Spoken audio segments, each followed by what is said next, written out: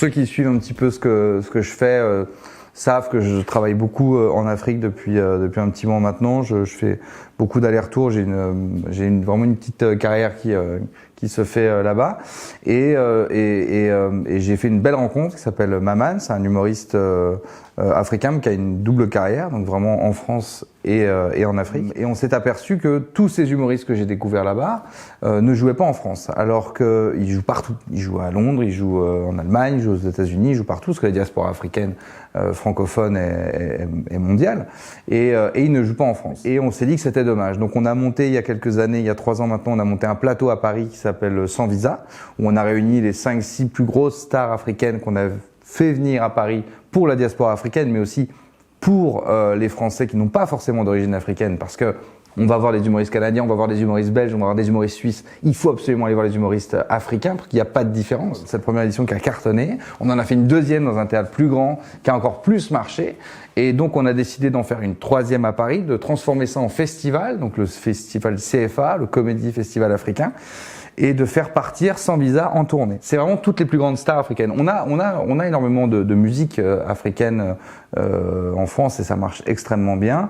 Mais le marché de l'humour africain n'a pas encore démarré. Il démarre vraiment là et ça marche déjà parce qu'il n'y a aucune raison de pas aller rire avec ces humoristes-là. C'est souvent des sociétés très matriarcales. Donc par exemple, quand ils vont vous parler de la drague, quand ils vont vous parler des femmes, de leur mère ou de leur petite copine, ou l'inversement, quand c'est une femme humoriste qui va venir vous parler de son rapport aux hommes, c'est complètement différent. Donc c'est ça qui est chouette, c'est d'avoir tout d'un coup, il y a quand même 300 millions de francophones en Afrique.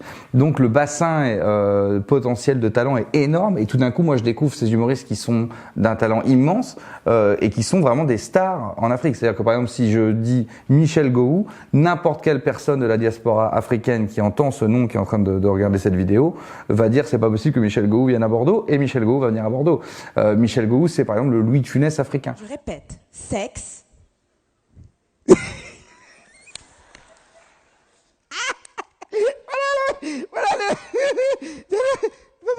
La fille, elle est impolie, hein.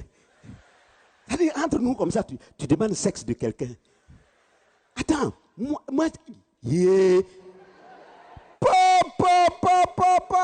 J'ai dit, toi, petite fille, là, j'ai l'âge de ton papa. Tu comprends? Où tu es quitté, là? On t'a envoyé ici pour donner visa aux gens. Toi, tu viens demander sexe. Tu es gâté. Tu es pourri. Il n'y a rien qu'on peut faire pour toi encore. Attends. Où t'es quitté là? Tu as laissé des millions de sexes là-bas. C'est pour moi là tu viens demander. Après, il y a Maman, qui est très connu, qui est sur RFI tous les matins depuis 10 ans, qui a une grosse carrière en Afrique, qui est un humoriste du Niger et qui marche aussi très très bien en France. Il y a des gens comme Agalawal, qui sont de la nouvelle génération, qui sont des énormes stars en Afrique, qui peut-être sont un peu moins connus par la diaspora parce que ça vient d'exploser en Afrique. Magnifique, le Magnifique, normalement la diaspora africaine le connaît. Lui, le Magnifique, c'est vraiment la star de la nouvelle génération. Moi, c'est un coup de cœur énorme pour moi parce que c'est une tornade. J'ai jamais vu un humoriste comme ça, quels que soient les pays que j'ai pu faire, que ce soit au Canada, que ce soit aux États-Unis, que ce soit en France. J'ai jamais vu un humoriste comme ça. C'est une espèce de tornade qui arrive sur scène. C'est une mitraillette de vannes. Tout d'un coup, il se met à danser, tout d'un coup, il se met à chanter. Après, il refait des vannes. Le public est par terre de rire. C'est assez impressionnant. Et il y aura également Omar. Alors Omar, par exemple, c'est un bon exemple pour parler aussi aux spectateurs qui n'ont pas d'origine africaine. Parce que en fait, il va se moquer d'un pays en disant, je sais pas, j'invente, hein, mais il va dire par exemple, il va comparer les Congolais avec les Ivoiriens, mais en fait, il fait que se moquer d'êtres humains. Ce que je veux dire, c'est qu'il va dire, il y en a, ce peuple-là, il se la raconte, ce peuple-là, ils exagèrent, ce peuple-là, ils sont maladroits, ce peuple-là, il s'habille comme ça. Donc en fait, c'est exactement la même chose que un mec qui va parler des Marseillais, des gens du Nord. On n'a pas besoin d'être ni de Marseille ni d'être du Nord pour se marrer à ce truc-là. Eh ben, c'est la même chose. C'est pour ça que j'incite les gens qui n'ont pas d'origine africaine à venir découvrir ces humoristes, parce qu'ils vont se couper sinon d'un patrimoine culturel humoristique incroyablement riche, nouveau et percutant. Il y a des Noirs ici qui ont toujours rêvé d'avoir une femme blanche. Donc attendez, un Noir qui se respecte, il doit pouvoir rêver ça. Moi, j'ai toujours rêvé ça comme tout Noir qui se respecte.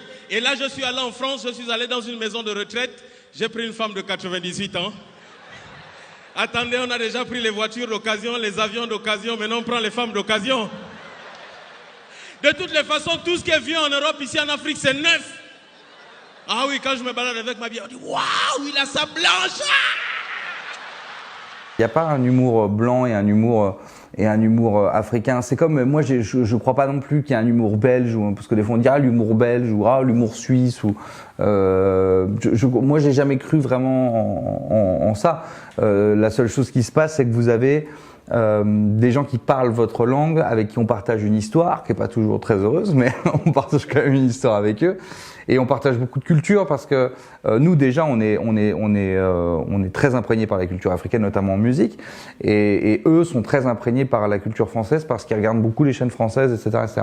Donc ce sont des gens, ce sont des humoristes que vous allez voir qui sont des personnes qui parlent votre langue, qui vivent un quotidien sur pas mal de choses qui est quand même très similaire, mais qui ont quand même une culture différente et une manière de vivre différente. C'est-à-dire que les problèmes du quotidien sont un peu les mêmes, mais c'est quand même une manière de vivre qui est différente. Donc c'est ça qui est formidablement enrichissant et drôle et percutant, c'est que tout à coup vous avez des gens qui vous font rire avec des choses que vous n'avez jamais entendues.